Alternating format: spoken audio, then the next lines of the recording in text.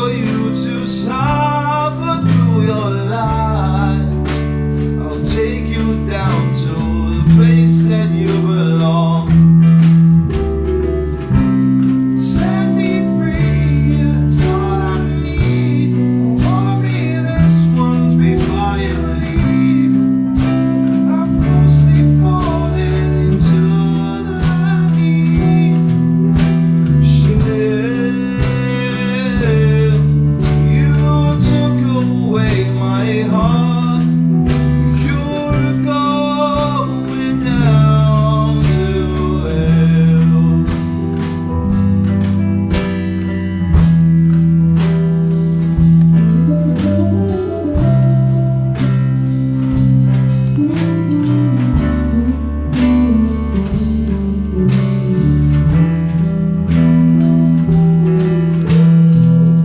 Hey pretty girl, can you tell me why you left me here all by my own?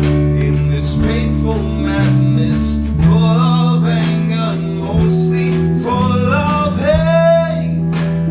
Your name is Starlight in my mind, and I can't seem to get you out. My head is screaming Chanel. Set me free, that's all I need.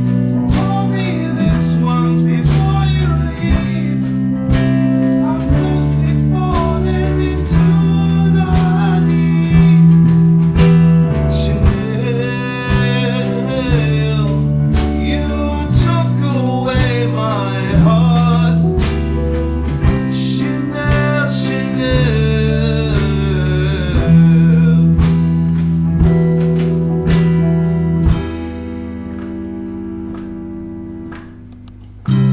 Set me free, that's all I need. Hold me this once before you leave. I'm closely falling into the deep. Set me free, that's all I need. Oh, hold me this once before you leave. 'Cause I'm closely falling into the deep. Set me free, that's all I need. Oh, hold me this once before you leave. I'm closely falling into the deep. Chanel, you took away my heart. Chanel, Chanel.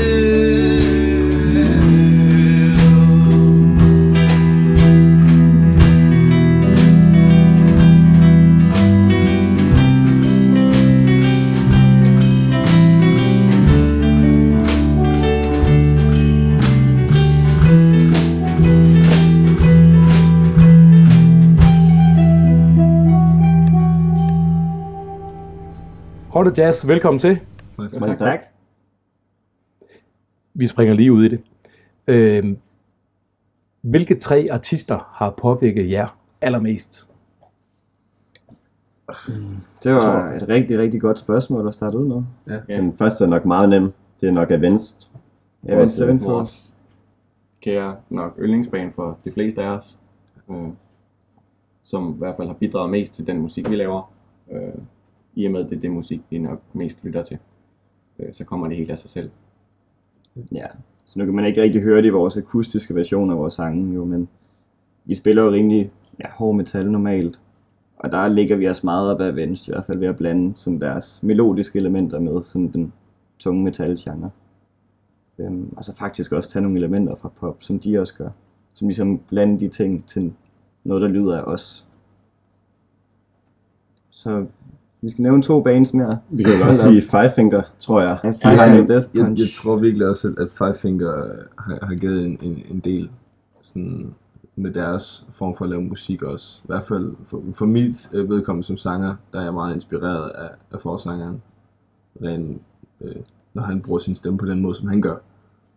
Så prøver sådan at efterligne det, men også at gøre det til sådan, ligesom så det bliver vores eget musik. Ja.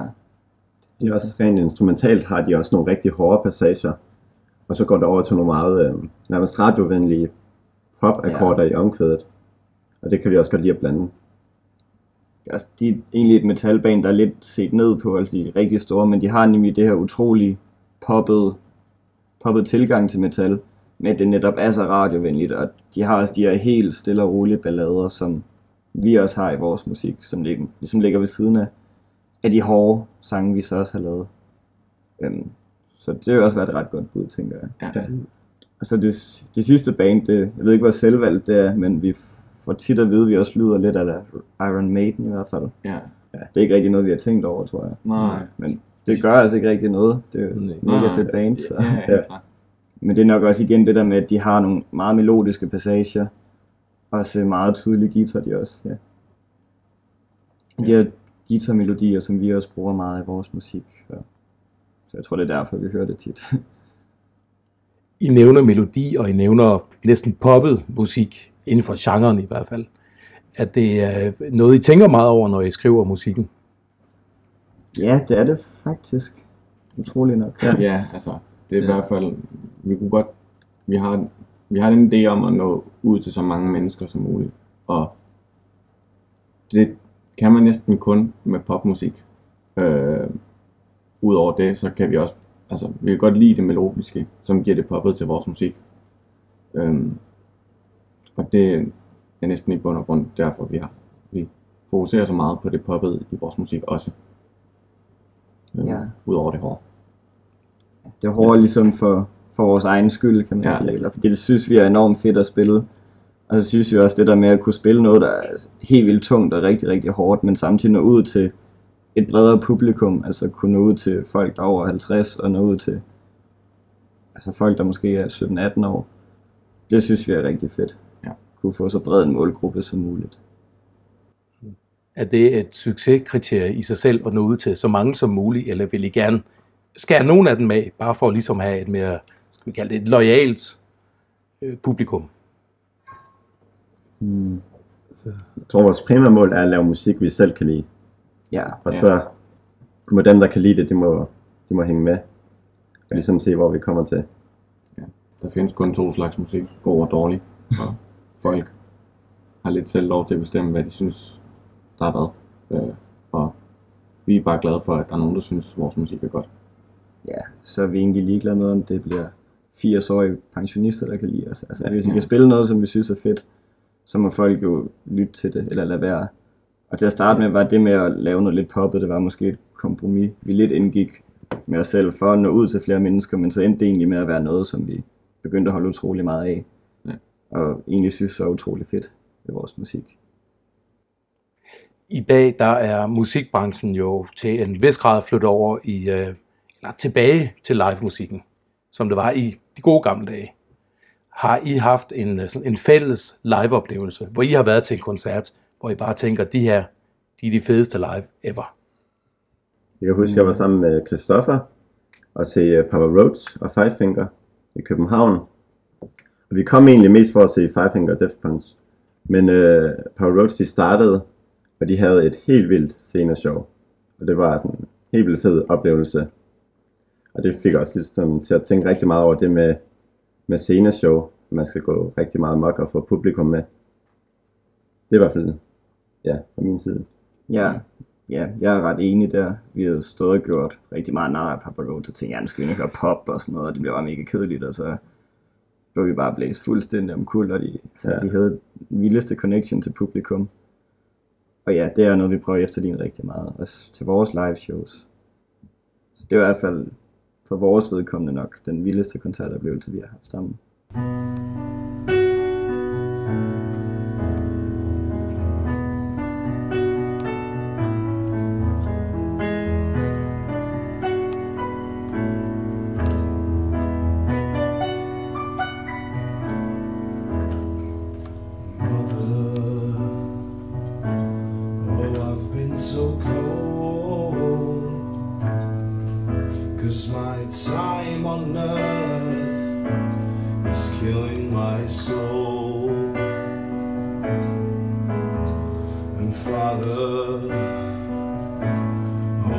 did you go?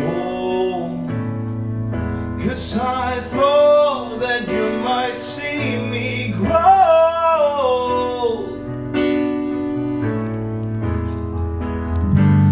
It's been so cold since you left me, since you went your own way,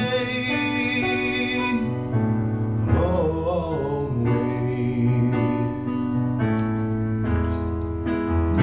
It's a long and lonely way in the darkness without the ones you love, without all of your family.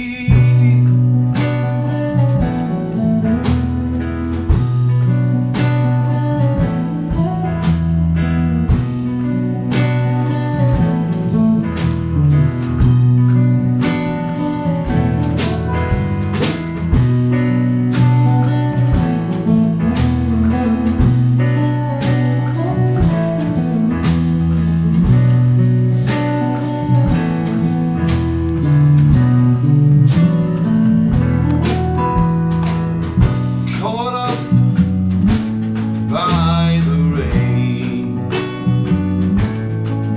this virtual demon still in me.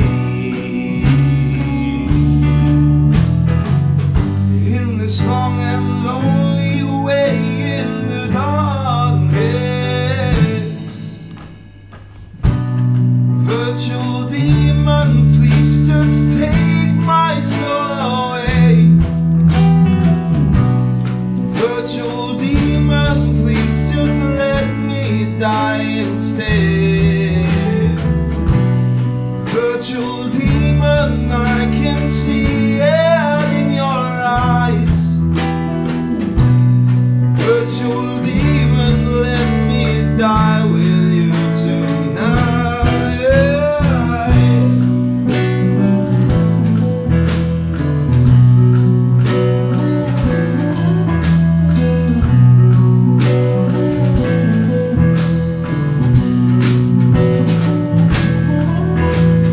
Brothers, oh, I feel your anger for all of the times I've been to me.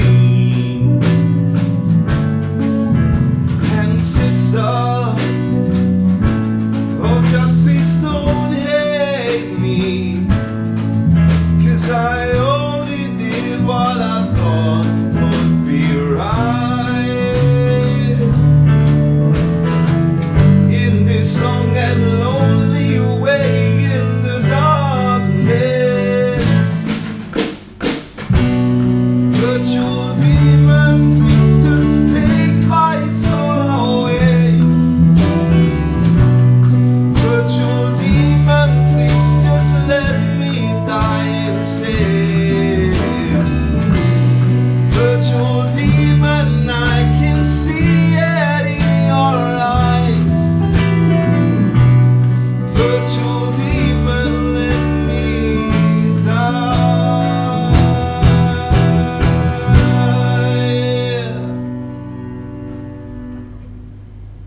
Hvad har været jeres fedeste oplevelse sammen som band? Det kan være live, det kan også være i studiet. Er der sådan en ting, I kan sætte en finger på? Ja, Ja, semifinalen ved Emergenza, tænker jeg. Ja, Ja. den er vi ret enige om. Semifinalen var altså bare for det første Emergenza generelt, mener vi jo nærmest er på en måde grunden til, at vi er Haunted Jazz i dag. Ja. Meget lang historie kort, så blev Niklas ringet op en super tilfældig dag af ham, der så står for det. Og han som spurgte ham, om vi stadig var et band, og så sagde du egentlig bare ja. Og så ringede du rundt til os og var sådan lidt... Vi var ikke et band overhovedet. Nej, vi Det har var ikke en spillet sammen i et år eller noget. Ja. Han sagde egentlig bare ja, og så var vi sådan lidt, okay, vi sætter os i øvelokalet, og så øver vi bare nogle sange igennem. Og så nåede vi jo ligesom til semifinalen, og jeg tror, at semifinalen, der var vi sådan ligesom afklaret på, hvordan numrene skulle lyde. Og for mig i hvert fald, ved også fra jeres side af at komme ud på den scene foran alle de mennesker, og skulle levere et show, det var ikke kun noget af det sådan forholdsvis, kan man sige, svære nemmeste, men det føltes bare så rigtigt. Og det var noget af det fedeste. Ja. Ja, publikum var mega tændt den dag. Ja, Det er altid det var fedt at spille, når man har publikum med, og man spiller altid lidt bedre. Ja. Og de var 100% på den dag, så vi var også 100% på, og derfor var det bare den fedeste oplevelse.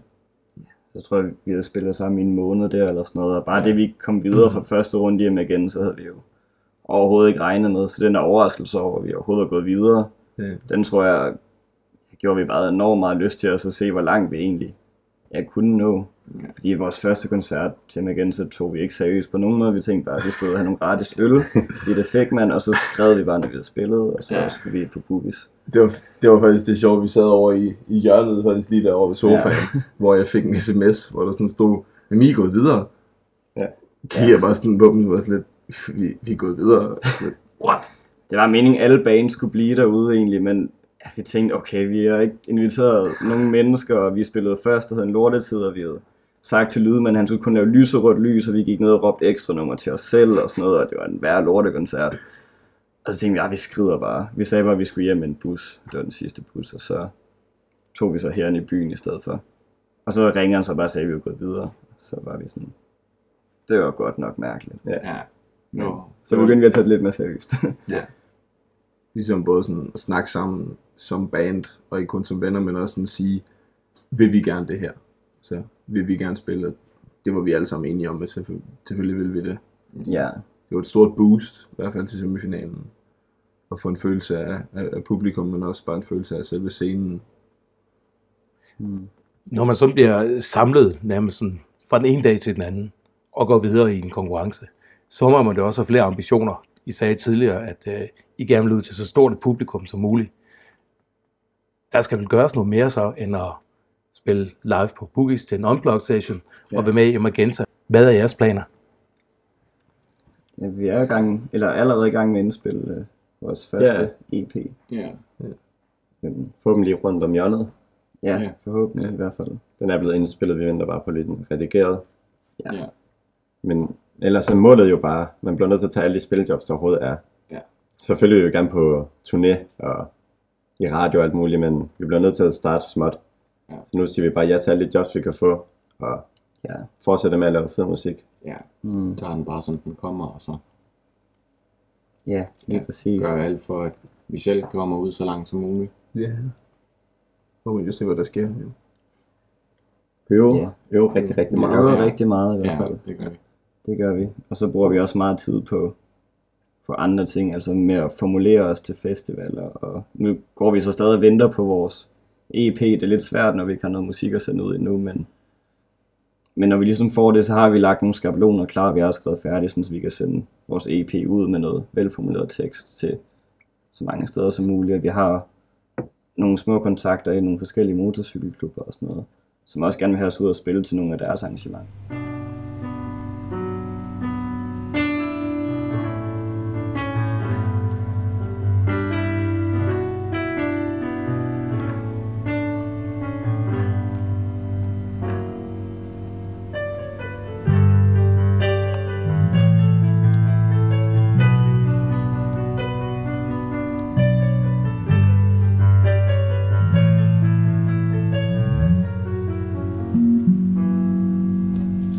Opening the door, soldiers running lives tonight, giving all the power to control the light. The sun shines like a pearl, but the daylight is still dark and cold. Behind these open doors is a world with the truth untold. War is not a fight between what's wrong or right. It's the wrong way to defend the sea of the sleep when life is turned so cheap. Trapped behind open doors. Why will the people kill to prove the word is right? Why can't we? Tell me why will people kill to prove the word is right? It's never been alright to take another life.